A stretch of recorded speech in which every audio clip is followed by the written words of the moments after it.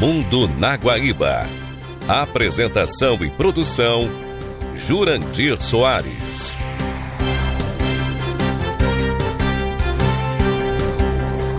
Bom dia! Estamos iniciando a apresentação do programa O Mundo na Guaíba, deste fim de semana, 14 e 15 de fevereiro de 2026. Este programa tem o apoio de Cindy Lojas Porto Alegre, Padaria e Confeitaria Roma e Instituto Unimed RS. O futuro do varejo é agora. FBV 2026, de 20 a 22 de maio. Ingressos antecipados em feirabrasileiradovarejo.com.br. Cindy Lojas Porto Alegre. Padaria e Confeitaria Roma, Andrada 797. Do café da manhã ao lanche da noite, passando pelo almoço caseiro e uma variedade de doces e salgados. Tudo com melhor sabor, qualidade e esmero no preparo. Reservas e pedidos pelo telefone 51 99391 4421.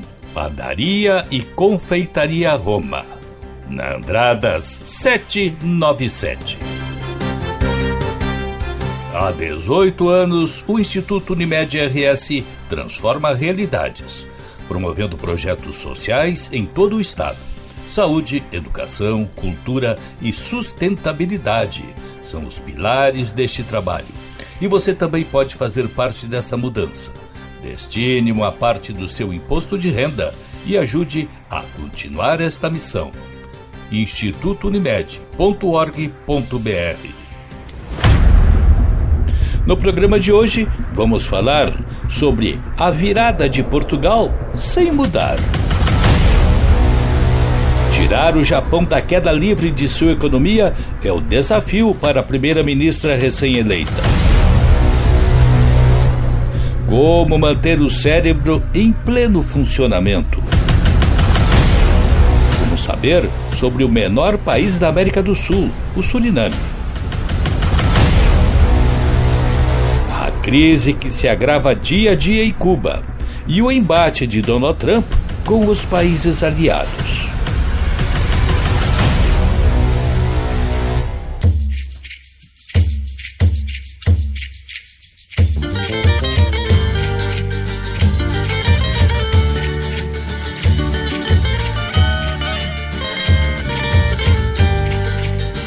Contrariando uma tendência vigente na Europa e na América Latina, Portugal elegeu no domingo, dia 8, um presidente de esquerda.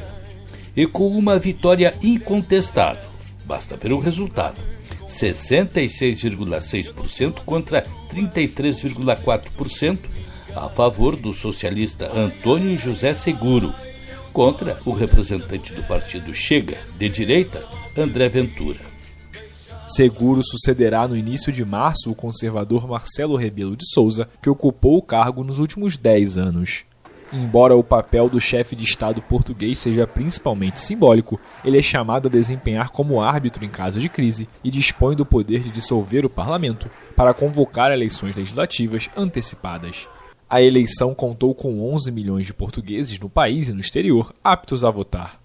Desde a vitória de Seguro no primeiro turno, a campanha foi completamente afetada pelas fortes tempestades que atingiram Portugal nas últimas 2 semanas, obrigando pelo menos 14 colégios eleitorais a adiar a votação por uma semana. Seguro irá substituir Marcelo Rebelo de Sousa, há 10 anos no cargo, e vai acabar com 20 anos de presidentes de direita. O governo atual vinha defendendo uma política de maior controle da imigração, conforme estão fazendo muitos dos países europeus. Isto porque, no período de 2010 a 2020, a Europa abriu-se aos imigrantes, refugiados de guerras como da Síria, do Iraque, do Sudão e outras, assim como aqueles que fugiam da seca e da fome na África, passaram a ser recebidos nos países da União Europeia. Inicialmente, o contingente passou a ser bem recebido no continente, tanto pelos aspectos humanitários como pelo fato de passarem a exercer as atividades menos qualificadas que os europeus não querem exercer. Portugal é o país que mais exporta trabalhadores para o continente. Só para se ter uma ideia, enquanto o salário mínimo em Portugal gira em torno de 1.000 euros, na Suíça chega a 7.000 euros. Assim, é comum se ver portugueses trabalhando naquele país como atendente de hotel, garçom, motorista de aplicativo, prestador de serviços, etc. Funções estas que em Portugal passaram a ser exercidas basicamente por imigrantes, muitos dos quais brasileiros. E a propósito, dados do Itamaraty apontam que 513 mil brasileiros vivem em Portugal, a segunda maior comunidade brasileira fora do país, atrás apenas dos Estados Unidos. Já estimativas mais recentes de 2025 apontam que esse número pode chegar a 600 mil, sendo a maior força de trabalho imigrante dentro do território lusitano. Mas se essa questão da imigração pesa tanto na Europa, a pergunta é sobre o porquê da vitória da esquerda em Portugal. Bem, já se viu que essa questão tem um aspecto diferenciado no país. Porém, é lógico, pesou muito o aspecto político. Apesar da longa trajetória do Partido Socialista, Seguro se apresentou durante a campanha como um candidato moderado, falando em opção segura e se comprometendo a dialogar com o governo de centro-direita, atualmente no poder.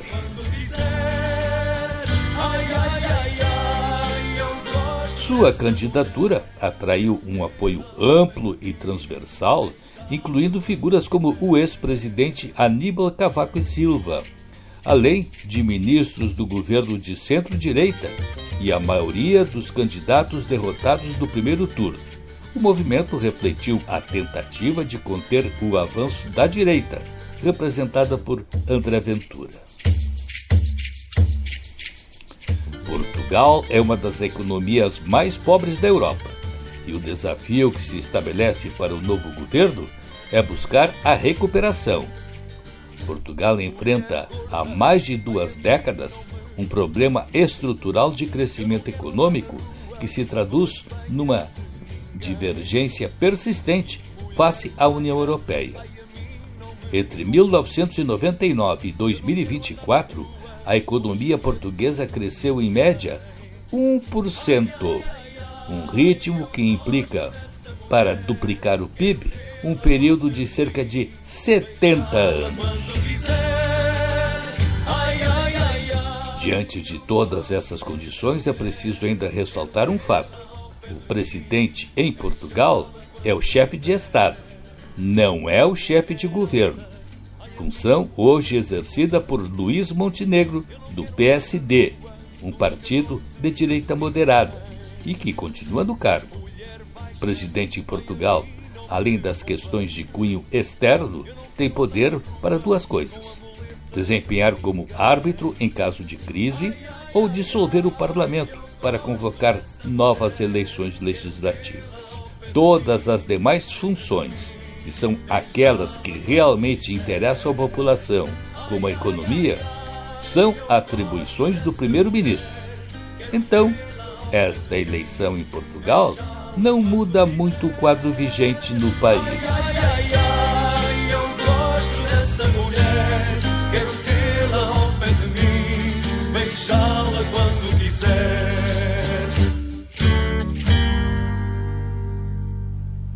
A seguir,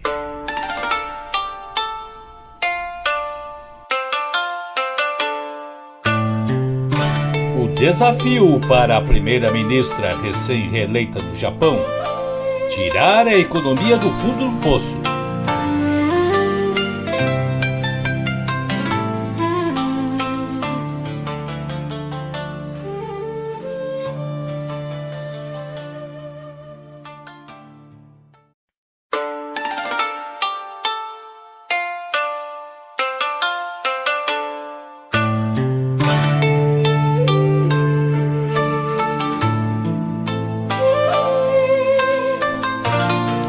A primeira-ministra do Japão, Sanai Takaichi, de 50 anos, teve uma vitória contundente na eleição realizada no domingo que passou.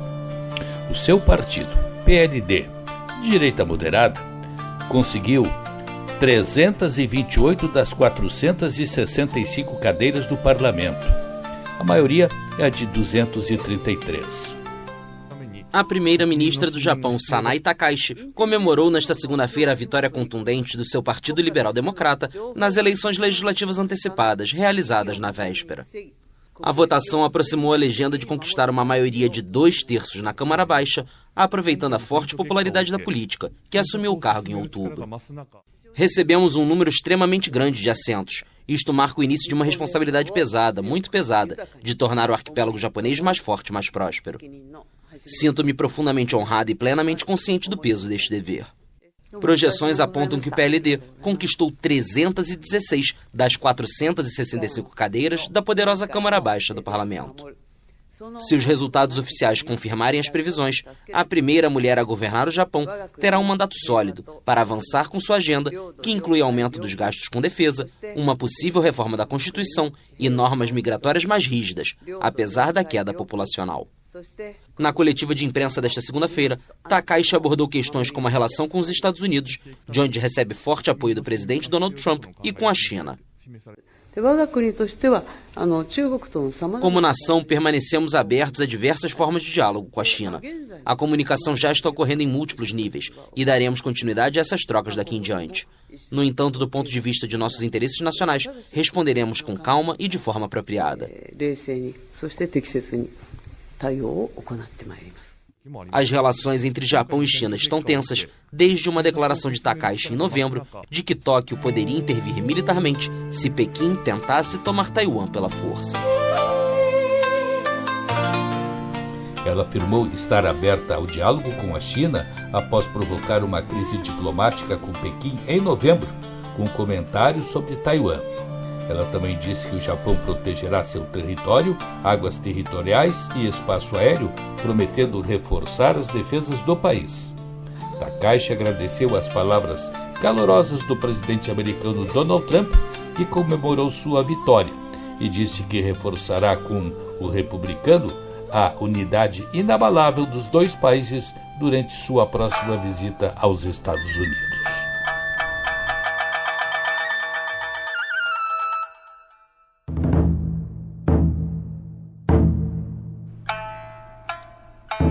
O grande problema para a primeira-ministra será recuperar a economia do Japão. Tarefa dificílima. O país, que era a terceira economia do mundo, perdeu este título para a Alemanha. Mas não pelo fato de a Alemanha ter crescido, mas simplesmente porque o Japão decresceu demais. Então passou a ser a quarta economia do mundo. E a crise econômica do Japão é caracterizada pela estagnação crônica, envelhecimento populacional recorde, consumo fraco e alto endividamento público. Fatores que fizeram o país perder este posto de terceira maior economia do mundo.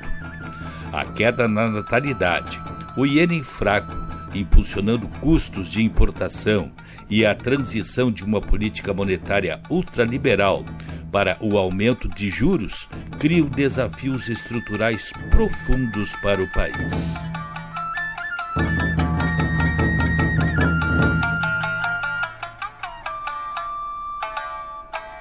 Quanto ao envelhecimento, quase 1/3 da população tem 65 anos ou mais, o que reduz drasticamente a força de trabalho e aumenta os custos com previdência, limitando o crescimento econômico.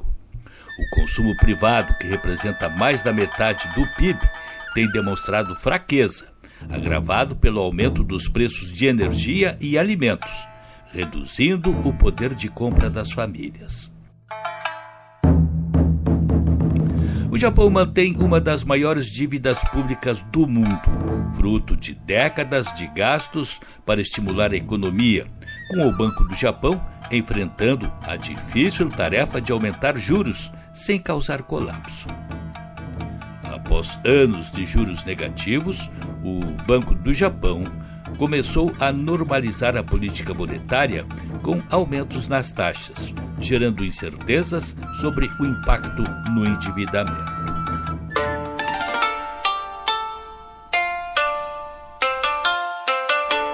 Porém, apesar da parada no tempo, em termos de modernização de serviços em alguns setores, o país tenta se reestruturar, focando em tecnologia e eficiência para combater a crise.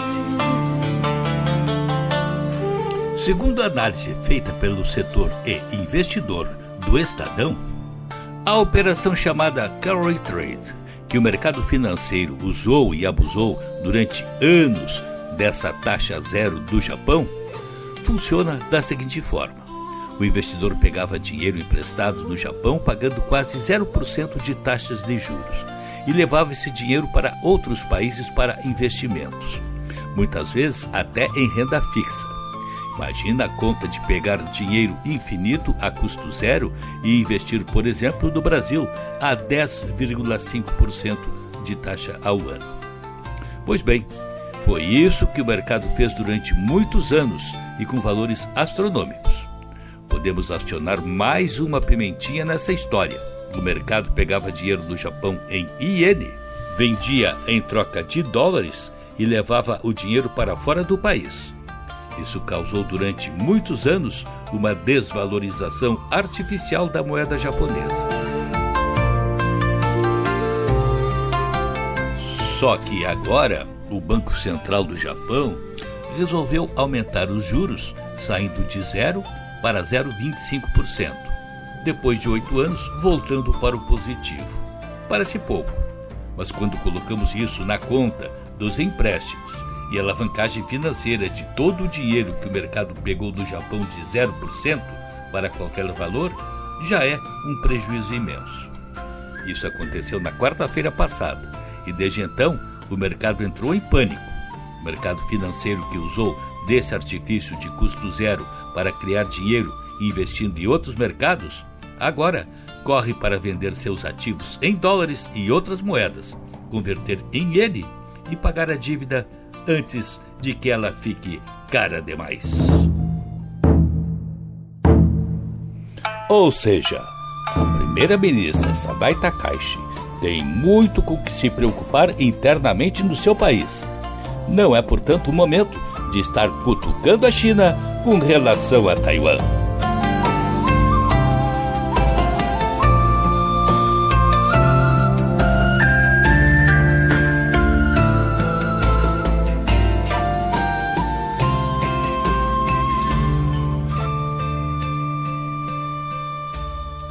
A seguir,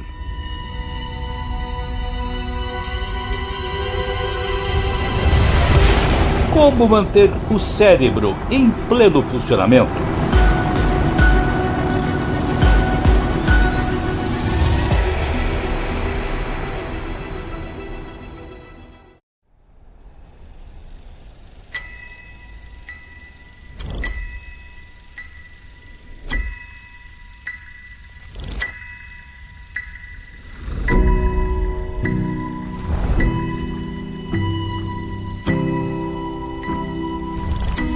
Você tem uma longa lista de compras que precisa recordar, ou os nomes dos convidados para uma reunião importante. Existem truques de memória que usamos para treinar o cérebro para que ele funcione melhor. É o chamado método software, para melhorar nossa capacidade mental. Mas será que poderíamos também usar o hardware, ou seja, dispositivos que fornecem impulsos elétricos ao cérebro? Detalhando mais ainda, a tecnologia pode fazer o nosso cérebro funcionar melhor? Pois, evidentemente, que existem pesquisas nesse sentido. E quem nos conta é Thomas Pavon, da BBC Brasil. A tecnologia pode fazer cérebro funcionar melhor? Existem truques de memória que usamos para treinar o cérebro, para que ele funcione melhor. Mas será que poderíamos também usar dispositivos que fornecem impulsos elétricos ao cérebro? Até o momento, essa tecnologia foi desenvolvida para ajudar a restaurar as funções cerebrais em certas condições neurológicas. Um exemplo é a estimulação cerebral profunda, o ECP, uma técnica complexa utilizada já há muitos anos para tratar de pessoas com transtornos de movimento, como a doença de Parkinson. A professora Francesca Morganti, da Universidade City St. George, de Londres, observou o impacto da estimulação cerebral profunda em seus pacientes. Ela é considerada para pessoas cuja medicação não consegue controlar os sintomas, disse a professora ao programa de rádio Crowd Science, do Serviço Mundial da BBC. O Parkinson causa a morte das células produtoras do mensageiro químico dopamina. A dopamina é necessária para a sinalização nas partes do cérebro que controlam os movimentos corporais. Sem dopamina em quantidade suficiente, as pessoas que sofrem de Parkinson podem ter sintomas como tremores, rigidez e lentidão de movimentos. A doença piora com o tempo e, até o momento, não tem cura. A estimulação cerebral profunda consiste em implantar cirurgicamente um gerador de pulsos embaixo da pele, geralmente pouco abaixo da clavícula. Ele é conectado a cabos ou eletrodos, que são inseridos nas regiões do cérebro afetadas para estimulá-las com uma pequena corrente elétrica. O dispositivo age como um marca-passo do cérebro, segundo Francesca Morganti, ajudando a restabelecer a sinalização cerebral normal. A estimulação cerebral profunda pode ajudar a aliviar alguns dos sintomas de Parkinson, mas nem sempre é eficaz. As formas com que a vasta rede de neurônios envia sinais elétricos entre si são complexas e até o momento não são totalmente compreendidas. Existem muito mais sintomas do que apenas tremores e problemas de mobilidade, explica Lucia Richard, também da Universidade City St. George de Londres. Eles incluem sintomas como depressão, ansiedade, falta de motivação, problemas de memória e dificuldades para dormir, acrescenta. Ela destaca que os estudos indicam que a estimulação cerebral profunda também pode ajudar a aliviar alguns desses sintomas, como a depressão e a ansiedade, mas é preciso realizar mais pesquisas a respeito. Existem também considerações individuais. Cada cérebro é altamente complexo e único, e por isso não existe uma solução única que sirva para todos. Os cabos implantados e empregados na estimulação cerebral profunda consistem de diversos segmentos independentes conectados a diferentes neurônios. Os especialistas precisam determinar quais segmentos devem ser estimulados para conseguir maior impacto sobre os sintomas do paciente.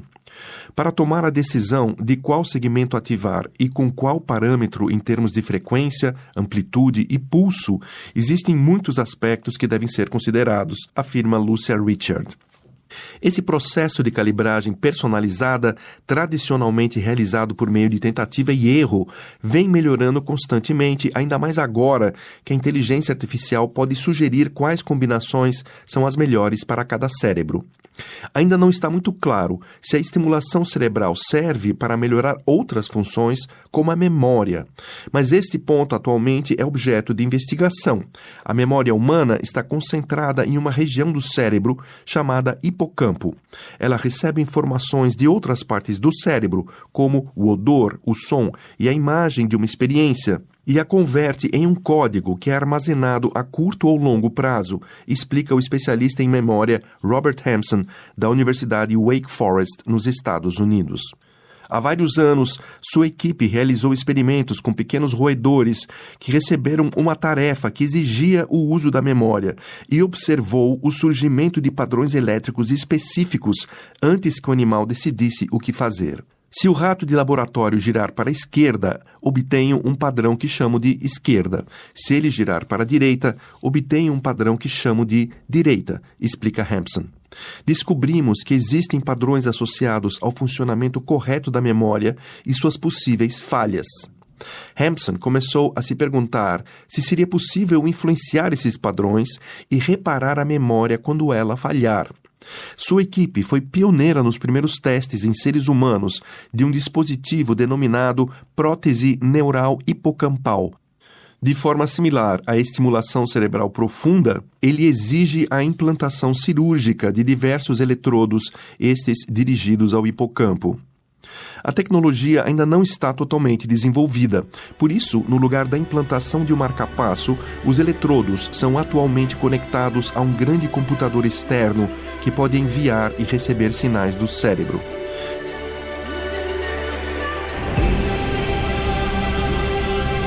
Assim é que, com base nas leituras científicas, nas conversas com amigos médicos e na própria experiência pessoal, se pode afirmar que, para chegar à vitalidade cerebral, o primeiro passo é manter um estilo de vida saudável, colocando o cérebro no centro das atenções. Significa fazer exercícios físicos regulares, adotar uma alimentação de baixo teor de gordura e açúcar, ter uma atividade que exija um permanente exercício do seu cérebro. E acrescente-se ainda, ter amigos para conversar, rir e se divertir. Coisa simples, mas que a experiência mostra que funcionam muito bem.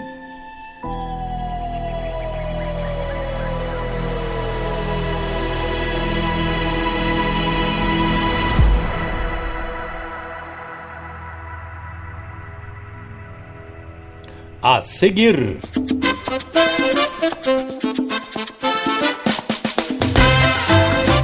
vamos saber um pouco mais a respeito do menor país da América do Sul, o Suriname.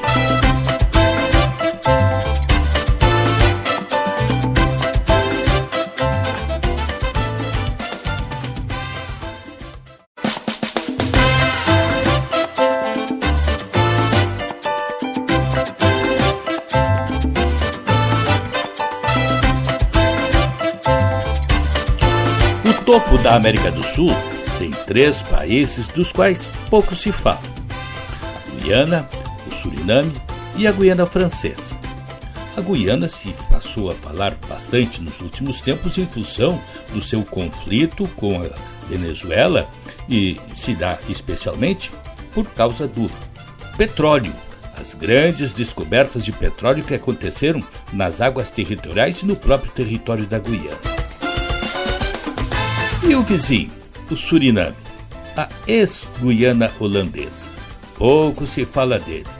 Então vamos saber um pouco mais deste que é o menor país independente do continente, com cerca de 600 mil habitantes e capital em Paramaribo.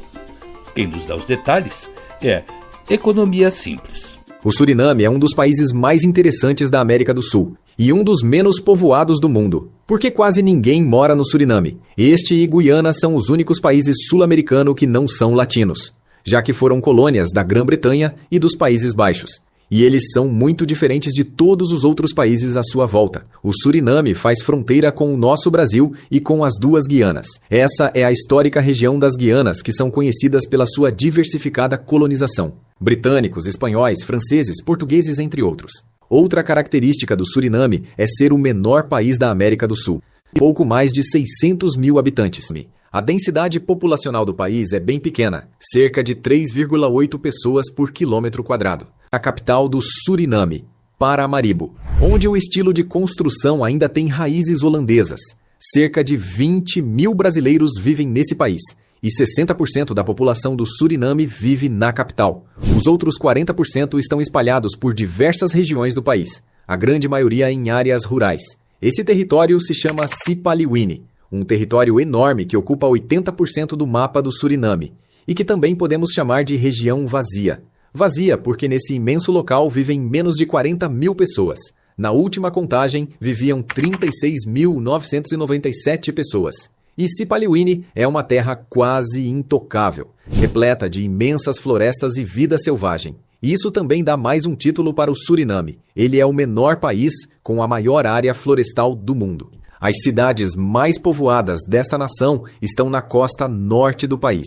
Mas, apesar do interior do Suriname não ser tão povoado e não ter terras adequadas para a agricultura, ele é bem explorado por minerações. já que o Suriname possui muito ouro. Cerca de 70% de toda a exportação do país é de ouro. Além do ouro, outros importantes minérios compõem o portfólio de exportações, como a bauxita, que pode ser usada para a fabricação do alumínio.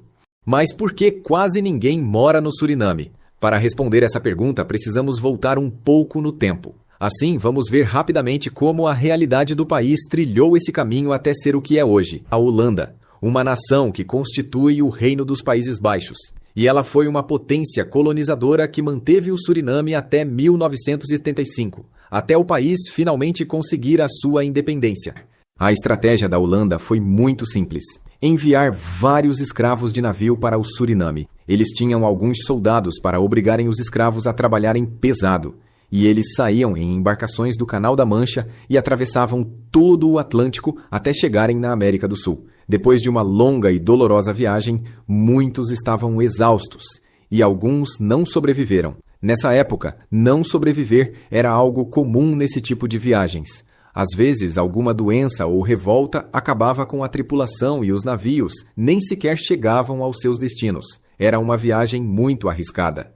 Os sobreviventes que desembarcaram no Suriname tinham a missão de cultivar a terra, plantar e enviar alimentos de volta para a Holanda. Mas um tipo de cultivo se destacou na frente dos outros: a cana-de-açúcar. Os escravos eram compostos de africanos e chineses. E eles encontraram uma forma de trabalharem juntos em prol da própria sobrevivência e da manutenção do reino que serviam. Essa mistura de povos fez com que o Suriname se tornasse um país culturalmente e etnicamente diversificado, sendo que até hoje o Suriname possui muitas culturas, etnias e religiões distintas. Mas a história que vem a seguir não é nem um pouco feliz. O Suriname passou por um terrível momento obscuro na sua história. Após a sua independência, as coisas não saíram muito bem. Na verdade, aconteceram episódios de golpes de Estado, muita corrupção e governos impostos à força, e a soberania e o nacionalismo do país foram completamente quebrados culturalmente. O povo estava perdendo a sua identidade recém-conquistada, e o país estava afundando em caos. A indústria teve sérios prejuízos graças aos constantes golpes de corrupção, e isso reduziu os empregos, gerou escassez e fome. Esse período sombrio só se encerrou nos anos 90. De 1995 para 2024, o Suriname mostrou grandes e sólidos resultados, conseguindo evoluir lentamente com o passar do tempo. Os 300 mil habitantes de 1995 se tornaram mais de 600 mil habitantes em 2024. O emprego aumentou, a política se tornou um pouco mais sólida, e tudo indicava que o Suriname havia encontrado o caminho correto. A qualidade de vida e o IDH, o Índice de Desenvolvimento Humano, também subiu, assim como a expectativa de vida. O governo investiu na saúde pública e nos cuidados com as pessoas necessitadas de assistência médica. Porém, dentro dessa história de superação e desenvolvimento mora mais um grande perigo. Vem surgindo um movimento criminoso incontrolável dentro do interior do Suriname. Um crime organizado e multimilionário que o governo não consegue conter. São enormes indústrias ilegais de desmatamento e exploração de diversos recursos naturais. Muitas dessas organizações ilegais geram empregos e encontram a proteção da população. Assim, o governo fica de mãos atadas contra uma organização maior, com mais recursos e mais infraestrutura. A economia do Suriname é dependente da exploração de recursos naturais, o que a torna vulnerável às flutuações dos preços internacionais das commodities. Mas o governo do Suriname está comprometido com melhorias para o ambiente de negócios e também em atrair investimentos estrangeiros. O Suriname também está investindo em infraestrutura, educação e saúde para promover o desenvolvimento sustentável. Mas o país tem uma escassez de mão de obra qualificada, o que pode dificultar o desenvolvimento de novos setores da economia. Como se viu, o país tem petróleo e está ao lado da Guiana, que deu um salto de poder aquisitivo nos últimos tempos em função das amplas descobertas do produto. E com isso, o Suriname tem também essa possibilidade de, através do petróleo, dar um salto em termos de faturamento e de poder aquisitivo para a sua população.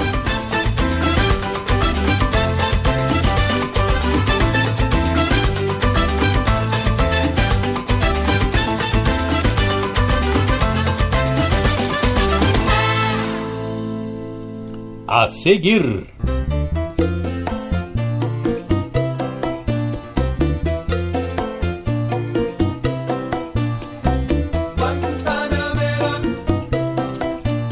O drama de Cuba, com a falta de petróleo.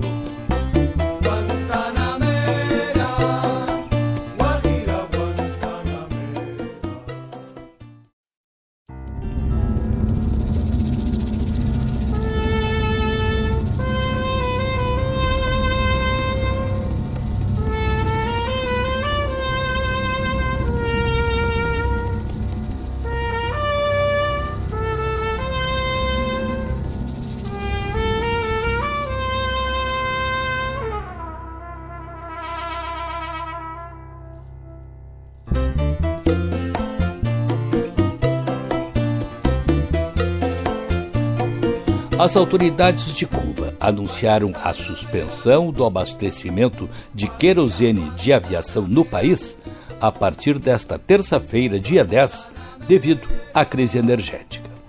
A medida obrigará as companhias que operam voos de longa distância a realizar uma escala técnica no retorno para garantir o reabastecimento. O Kremlin denunciou os métodos dos Estados Unidos, que considera que estão asfixiando a economia cubana. Segundo o dirigente de uma empresa europeia, a aviação civil cubana notificou todas as companhias de que não haverá mais abastecimento de jet fuel, o combustível de aviação, a partir desta terça-feira. Os voos regionais deverão continuar operando normalmente. O escritório da Air France, em Havana, informou que sua rota será mantida com uma escala técnica prevista na República Dominicana. Já a Air Canada suspendeu todos os seus voos para o país.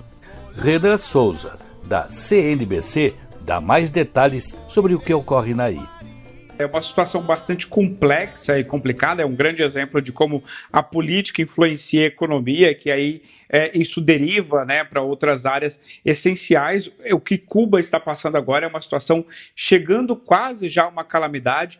Houve esse alerta de que nesta segunda-feira vai acabar o combustível de aviação no país, porque Cuba basicamente não tem recursos, né, desde quando o presidente Donald Trump começou essa política de sufocar a economia cubana. Desde quando o presidente Donald Trump fez aquela operação que prendeu a invasão à Venezuela, que prendeu Nicolás Maduro, ele acabou focando em Cuba. E aí no dia 29 de janeiro desse ano, ele assinou uma ordem executiva justamente dizendo que Cuba constituía uma ameaça extraordinária e não usual aos Estados Unidos e que merecia uma declaração. E aí o presidente Donald Trump começou ali a ameaçar com tarifas países que enviam petróleo para Cuba. O México, que era o segundo país que mais fornecia energia, né, petróleo bruto e também derivado para Cuba, teve que parar com esse envio devido à ameaça do presidente Donald Trump. E aí a presidente mexicana Claudia Sheinbaum disse que iria enviar essa semana ajuda humanitária para Cuba e está tentando mediar um diálogo com o presidente Donald Trump para tentar melhorar essa situação. Mas fato é que a economia cubana está combalida desde a Covid-19, o turismo reduziu e a situação fica ainda pior. E o presidente Donald Trump está com essa política de sufocamento que agora justamente afeta as companhias aéreas internacionais que não vão poder reabastecer na ilha. E muitas já começaram agora a estudar rotas, né, de parar em outros países da região para reabastecer o avião, obviamente devido à segurança de voo, dada essa crise que tende a piorar nos próximos meses.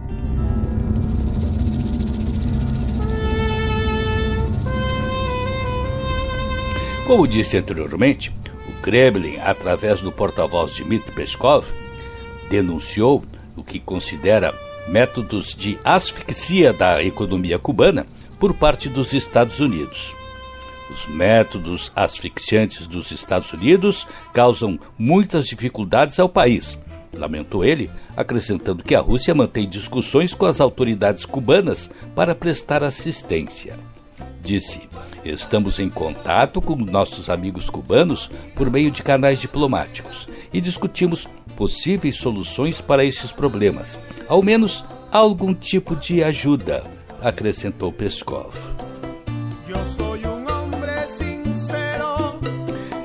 Esta ajuda russa nada mais poderá ser do que uma ajuda humanitária para minimizar o sofrimento da população. Quando muito, ajuda militar, nem pensar, sempre lembrando que praticamente houve um acordo tácito entre Estados Unidos e Rússia, no sentido de que os Estados Unidos não se envolvem lá na área de Moscou, onde o governo russo passou a agir livremente nas suas ações na Ucrânia. Ao mesmo tempo que a Rússia não se mete aqui, tanto que Trump fez livremente a sua ação na Venezuela e deve seguir o mesmo com relação a Cuba. E enquanto isso, o governo cubano anuncia que quer dialogar com os Estados Unidos, quer discutir a questão de cooperação, mas que a mudança de regime na ilha não estará em discussão. Ora, o fundamental para que a situação de Cuba possa mudar e acabar o sofrimento da sua população não é outra senão a mudança de regime na ilha.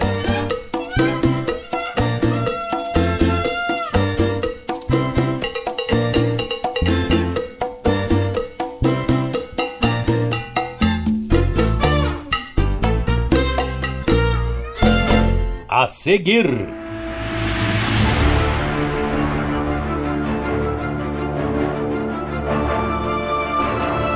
as disputas de Donald Trump com os países aliados.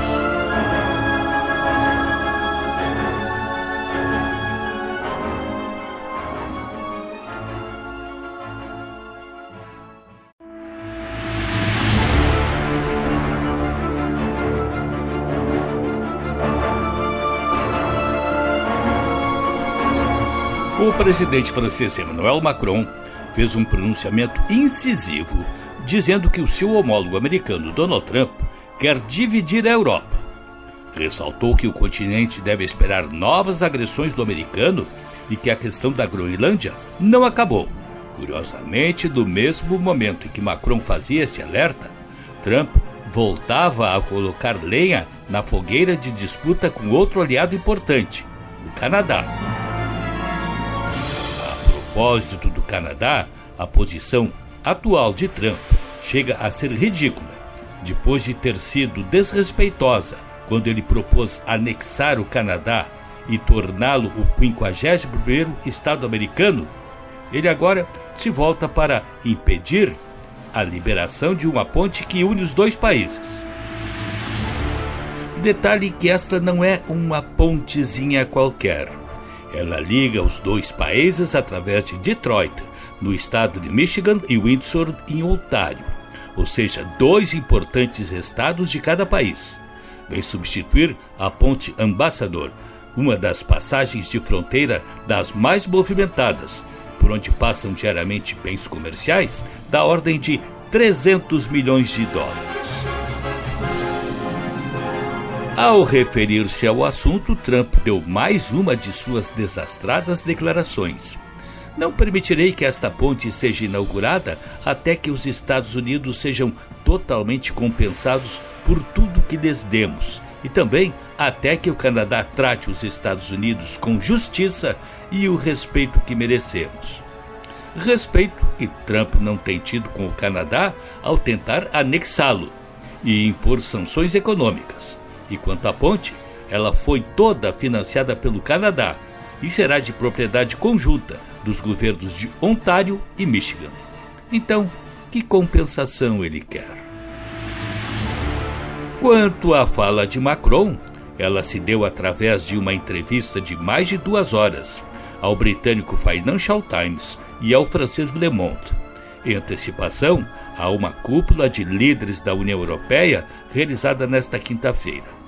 Sutilmente, Macron pediu que os europeus se unam e reforcem sua competitividade no mercado global, não só contra a dominante China, mas também ante os antigos aliados do pós-guerra.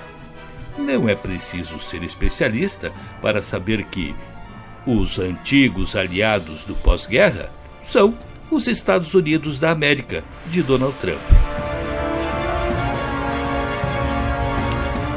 O atual presidente americano está rompendo uma aliança histórica, o que muda o quadro geopolítico global. E quando Macron fala que Trump está agindo para desmembrar a Europa, ele está se referindo ao fato de o americano estar entregando a Ucrânia para Vladimir Putin. E com isto, dando oportunidade para que o russo vá adiante em suas ambições expansionistas. Não se pode esquecer que o sonho de Putin é restaurar o bloco da antiga União Soviética sob o comando de Moscou.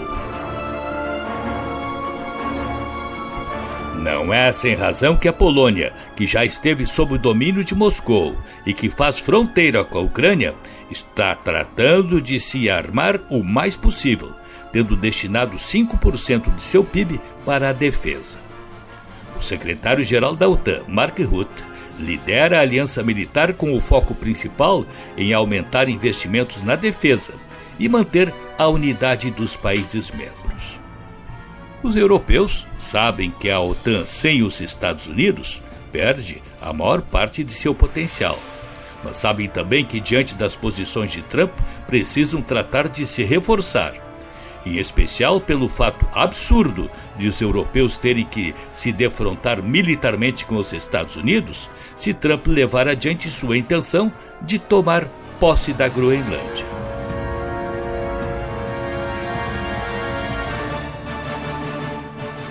Aliás, outro dos maiores absurdos pelo dirigente americano.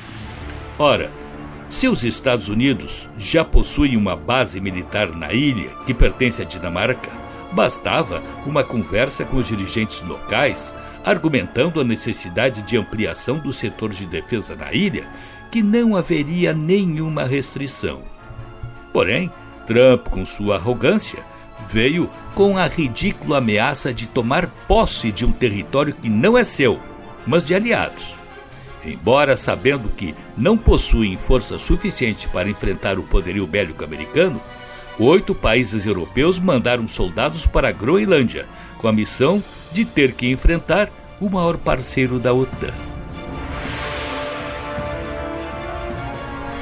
Pelo menos por enquanto, Trump parece ter deixado de lado a questão da tomada da Groenlândia pela força, tendo acenado com uma negociação que é o que deveria ter feito desde o início. Mas, voltando a Macron, ele teme uma outra confrontação com os Estados Unidos, na questão da regulação digital, prevendo mais tarifas de importação caso a Europa coloque em efeito uma nova legislação sobre o tema. E destacou que não bastasse o tsunami chinês, a Europa ainda tem que enfrentar os arroubos de Trump. Ou seja, Europa e Canadá, os principais parceiros dos Estados Unidos na OTAN, são atacados pelo país que lidera a organização que criaram para se defender da Rússia.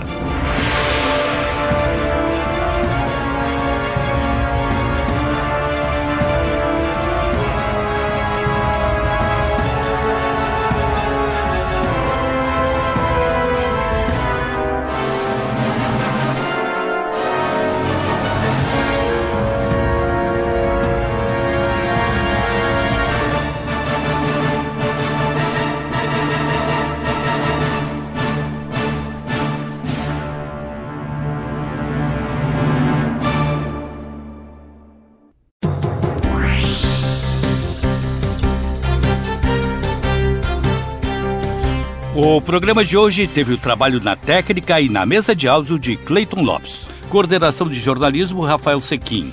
Direção-geral, Claudinei Girotti. E o programa também teve as seguintes participações. Da ONU News em Nova York, Mônica Grayle para a Rádio Guaíba. Silvano Mendes, da Rádio França Internacional, especial para a Rádio Guaíba. Hoje no mundo militar. Adriana Moisés, da Rádio França Internacional, em especial para a Rádio Guaíba. O Mundo na Guaíba fica disponível no blog jurandirsoares.com.br e no Spotify. Este programa tem o apoio de Cindy Lojas Porto Alegre, Padaria e Confeitaria Roma e Instituto Unimed RS. O futuro do varejo é agora. FBV 2026, de 20 a 22 de maio. Ingressos antecipados em feirabrasileiradovarejo.com.br. Cindy Lojas Porto Alegre. Padaria e Confeitaria Roma, Andrada 797. Do café da manhã ao lanche da noite, passando pelo almoço caseiro e uma variedade de doces e salgados. Tudo com melhor sabor, qualidade e esmero no preparo. Reservas e pedidos pelo telefone 51 99391 4421. Padaria e Confeitaria Roma, na Andradas 797. Há 18 anos, o Instituto Unimed RS transforma realidades, promovendo projetos sociais em todo o estado. Saúde, educação, cultura e sustentabilidade são os pilares deste trabalho. E você também pode fazer parte dessa mudança. Destine uma parte do seu imposto de renda e ajude a continuar esta missão. institutounimed.org.br. Mundo na Guaíba volta no próximo sábado. Um bom fim de semana para todos. Você ouviu O Mundo na Guaíba. Apresentação e produção Jurandir Soares.